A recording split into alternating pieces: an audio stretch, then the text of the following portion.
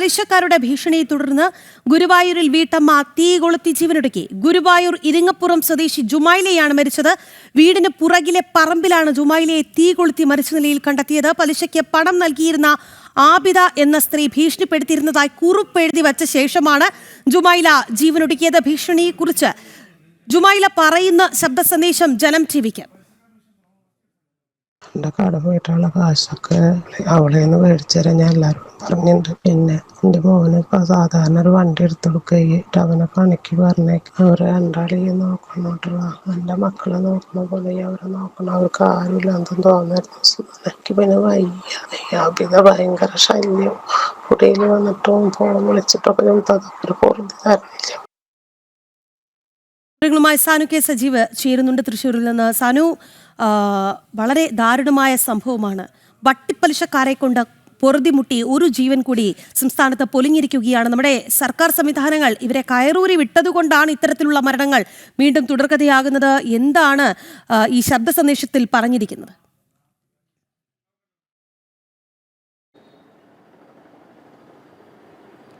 രാഖി, കൊള്ളപ്പലിശക്കാരുടെ കയ്യിലകപ്പെട്ട് ഒരു ജീവനും കൂടെ പൊലിഞ്ഞിരിക്കുന്നു എന്ന് പറയാനായിട്ട് ഗുരുവായൂർ ഇരിങ്ങപ്പുറം സ്വദേശിയായിട്ടുള്ള ജുമൈലയാണ് ഇന്നലെ തീ കൊളുത്തി ആത്മഹത്യ ചെയ്തത്. ഒരു വർഷം മുൻപ് ഇവരുടെ മകന് ഒരു വാഹനം എടുക്കുന്നതിന് വേണ്ടി 50,000 രൂപ അവരുടെ നാട്ടുകാരിയായിട്ടുള്ള അബിദ എന്ന് പറയുന്ന ഒരു സ്ത്രീയിൽ നിന്നും പലിശയ്ക്ക് വാങ്ങിയിരുന്നു. തുടർന്ന് 8 മാസത്തോളം 10,000 രൂപ വെച്ച് ഇവർ പലിശ മാത്രമായിട്ട് നൽകി എന്നാണ് മകൻ വ്യക്തമാക്കിയിട്ടുള്ളത്. അത് ഏത് പലിശയാണ്, ഇത് ഏത് രീതിയിലാണ് ഇവർ ഈ പലിശ കാശ് അല്ലെ പലിശപ്പണം കണക്ക് കൂട്ടുന്നത് പോലും നമുക്ക് മനസ്സിലാവുന്നില്ല. അത്രയ്ക്കും വലിയൊരു തുക ഈ ഒരു 8 മാസം കൊണ്ട് ഇവർ അടച്ചു തീർത്തിട്ടും വീണ്ടും പണം ആവശ്യപ്പെട്ട് തുടർച്ചയായിട്ട് ഭീഷണി തുടരുകയും തുടർന്ന് വീട്ടിലേക്ക് വന്നുള്ള ഭീഷണി അടക്കം ഉണ്ടായതോടുകൂടിയാണ് ജുമൈല എന്ന വീട്ടമ്മ തീ കൊളുത്തി ആത്മഹത്യ ചെയ്തിട്ടുള്ളത്. ഇതുമായി ബന്ധപ്പെട്ടുകൊണ്ട് മകനും അതേപോലെ അവരുടെ കുടുംബാംഗങ്ങളും ഗുരുതരമായിട്ടുള്ള ആരോപണങ്ങളാണ് ഉന്നയിക്കുന്നത്. അതായത് പലിശ ഈ പണം വാങ്ങിയതിന് ശേഷം ഒരു മാസം പോലും കൃത്യമായിട്ടുള്ള അടവ് മുടങ്ങിയിട്ടില്ല. കഴിഞ്ഞ മാസം അതിന് മുൻപത്തെ ഒരു മാസവും മാത്രമാണ് ഡേറ്റ് തെറ്റി അടയ്ക്കുന്ന ഒരു നിലയിലേക്ക് കാര്യങ്ങൾ എത്തിയത്. അത്തരത്തിൽ ഡേറ്റ് തെറ്റിപ്പോൾ പോലും ഇവരുടെ ഭാഗത്ത് നിന്ന് വലിയ രീതിയിൽ വലിയ തോതിലുള്ള ഭീഷണി ഉണ്ടായി. ഈ ഭീഷണിയെ തുടർന്ന് ആദ്യഘട്ടത്തിലൊക്കെ ഫോണിലായിരുന്നു ഭീഷണിയെങ്കിൽ പിന്നീട് അത് വീട്ടിലേക്ക് എത്തുകയും പല ആളുകൾ മുഖേനയും ഭീഷണിപ്പെടുത്തുന്ന ഒരു സാഹചര്യമുണ്ടായി. ഒരു കാരണവശാലും ജീവിച്ചു പോകാൻ പറ്റാതെ വന്നതോടുകൂടിയാണ് തങ്ങളുടെ മാതാവ് ജീവൻ എടുക്കേണ്ടി വന്നതെന്നാണ് മക്കളും അതേപോലെ തന്നെ ബന്ധുക്കളുമൊക്കെ വ്യക്തമാക്കിയിട്ടുള്ളത്. എന്തായാലും കൊള്ളപ്പലിശക്കാരുടെ ഈ ഒരു ഭീഷണിയെ തുടർന്ന് അല്ലെങ്കിൽ ഇവരുടെ ഒരു തുടർച്ചയായിട്ടുള്ള ഭീഷണികളെ തുടർന്ന് ഒരു ജീവനും കൂടെ പൊലിഞ്ഞിരിക്കുകയാണ്.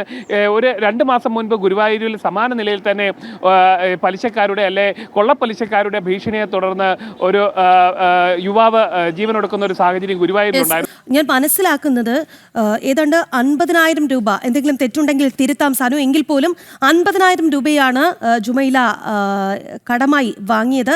അതിൽ മാസം തോറും പലിശയായി നൽകിയത് മാത്രം 10,000 രൂപയാണ് എന്നുള്ളതാണ്. അതായത് 8 മാസക്കാലത്തോളം 10,000 രൂപ, ഒരു 50,000 രൂപ വാങ്ങിയതിന് പലിശയായി നൽകേണ്ടി വരുന്ന സാഹചര്യം. എന്തൊരു പലിശയാണ്! വട്ടിപ്പലിശ എന്ന് തന്നെയാണ് പറയേണ്ടത്. അതിനപ്പുറം എന്തെങ്കിലും വാക്കുകൾ ഉണ്ടോ എന്നുള്ളതാണ്. എന്തായാലും ഇത് ഒരു സമാനതകളില്ലാത്ത സാഹചര്യമാണ് ആ വീട്ടമ്മയെ കൊണ്ട് ചെന്ന് എത്തിച്ചിട്ടുണ്ടാവുക. കാരണം വല്ലാത്തൊരു പ്രതിസന്ധിയാണ്. ഓരോ മാസവും 50,000 രൂപ കടം വാങ്ങിയതിന് 10,000 രൂപ വീതം പലിശയായി നൽകുന്നത്. എങ്ങനെയാണ് മകൻ എന്താണ് പറയുന്നത് സാനു?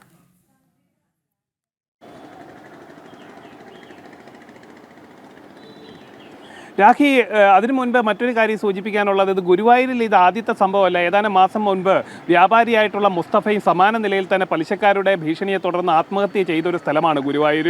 അതുകൊണ്ട് തന്നെ അന്ന് പോലീസൊക്കെ ഈ വിഷയത്തിൽ അന്വേഷണം നടത്തുകയും ആ പലിശക്കാർ, അതായത് പണം നൽകിയവരെ പോലീസ് ഇതര സംസ്ഥാനങ്ങളിൽ അടക്കം പോയി കണ്ടെത്തിക്കൊണ്ടുവരുന്ന ഒരു സാഹചര്യമൊക്കെ ഉണ്ടായിരുന്നു. അന്ന് പോലീസ് വലിയ ആവേശത്തോടു കൂടി പറഞ്ഞു ഇനി ഇത്തരത്തിലുള്ള ഒരു മരണം ഉണ്ടാകില്ല, അത്തരം മരണങ്ങൾ ഉണ്ടായിക്കഴിഞ്ഞാൽ തങ്ങൾ തടയിടും, ഓപ്പറേഷൻ കുബേര അടക്കമുള്ള കാര്യങ്ങളിൽ പോലീസിന്റെ ഭാഗത്തുനിന്ന് ശ്രദ്ധയുണ്ടാകുമെന്നൊക്കെ പോലീസ് അന്ന് വലിയ ആവേശത്തോടു കൂടി ആത്മവിശ്വാസത്തോടു കൂടി പറഞ്ഞു വെച്ചതാണ്. എന്തായാലും ആ സ്ഥലത്ത് തന്നെ വീണ്ടും ഒരു ആത്മഹത്യ ഉണ്ടായിരിക്കുന്നു. ഒരു വീട്ടമ്മയുടെ മരണം സംഭവിച്ചിരിക്കുന്നു. 50,000 രൂപ വാങ്ങിയതിന് 10,000 രൂപയാണ് അവർ ഇക്കാലയളവിൽ പലിശയായിട്ട് നൽകിയിട്ടുള്ളത്. ഏത് തരത്തിലുള്ള പലിശ? ഇത് അല്പം മുമ്പ് നമ്മൾ സൂചിപ്പിച്ച പോലെ തന്നെ ഇത് ഏത് രീതിയിലാണ് ഇവർ പലിശയുടെ തോത് കണക്കാക്കുന്നതെന്ന് നമുക്ക് മനസ്സിലാവുന്നില്ല. ഒരു 50,000 രൂപയ്ക്ക് 10,000 രൂപ ഇക്കാലയളവിൽ പലിശയായിട്ട് മാത്രമേ അവർ വാങ്ങുക. തുടർന്ന് 2 മാസത്തെ അടവ് തെറ്റുകയല്ല ഉണ്ടായത്. ആ ഡേറ്റുകളിൽ ചില വ്യത്യാസങ്ങൾ ഉണ്ടായപ്പോൾ തന്നെ ഭീഷണിയുമായിട്ട് വീട്ടിലേക്ക് കയറി വരുന്ന ഒരു സാഹചര്യം ഉണ്ടാവുക.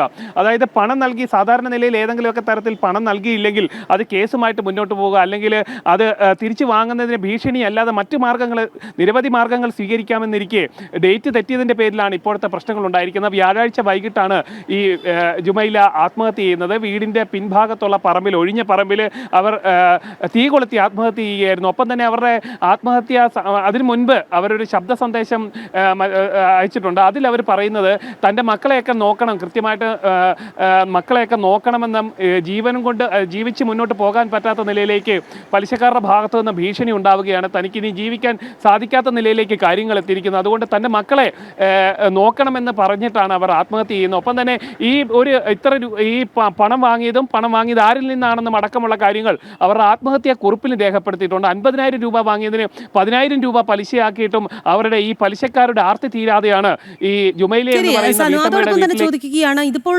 ഓഡിയോ ഒക്കെ പുറത്തു വന്നിട്ടുണ്ട്, ഇത് എന്നാണ് ഈ സംഭവം നടക്കുന്നത്? ഒപ്പം തന്നെ പോലീസ് എന്തെങ്കിലും നടപടി സ്വീകരിച്ചിട്ടുണ്ടോ സാനു ഈ വിഷയത്തിൽ?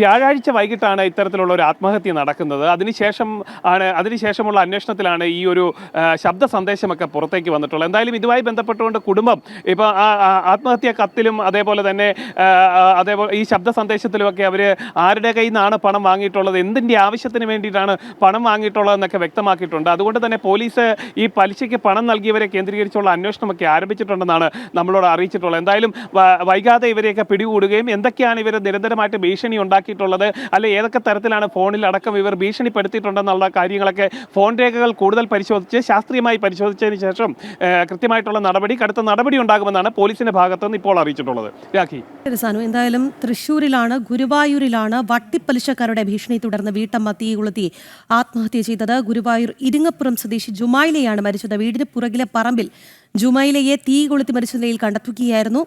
പലിശയ്ക്ക് പണം നൽകിയിരുന്ന ആബിദ എന്ന സ്ത്രീ ഭീഷണിപ്പെടുത്തിയിരുന്നുവെന്ന് കുറിപ്പ് എഴുതി വെച്ച ശേഷം ജുമൈല ജീവനൊടുക്കുകയായിരുന്നു. ഒപ്പം തന്നെ ഭീഷണിയെക്കുറിച്ച് ജുമൈല തന്നെ പറയുന്ന ഒരു ശബ്ദ സന്ദേശം കൂടി പുറത്ത് വന്നിട്ടുണ്ട്. എന്തായാലും വളരെ ദാരുണമായ സംഭവമാണ് എന്നുള്ളതാണ് നമ്മുടെ റിപ്പോർട്ടർ സാനു പറയുന്നതനുസരിച്ച്. ഇത് ആദ്യത്തെ സംഭവമല്ല, ഗുരുവായൂരിൽ മാത്രം ഇത് രണ്ടാമത്തെ സംഭവമാണ് നടന്നിരിക്കുന്നത്. ഈ വട്ടിപ്പലിശക്കാരെയൊക്കെ പോലീസ് കയറൂരി വിട്ടതിൻ്റെ ഉദാഹരണമാണ്, ഏറ്റവും ഒടുവിലത്തെ ഉദാഹരണമാണ് ഗുരുവായൂരിൽ നിന്ന് റിപ്പോർട്ട് ചെയ്യുന്നത് എന്നുള്ളതാണ്.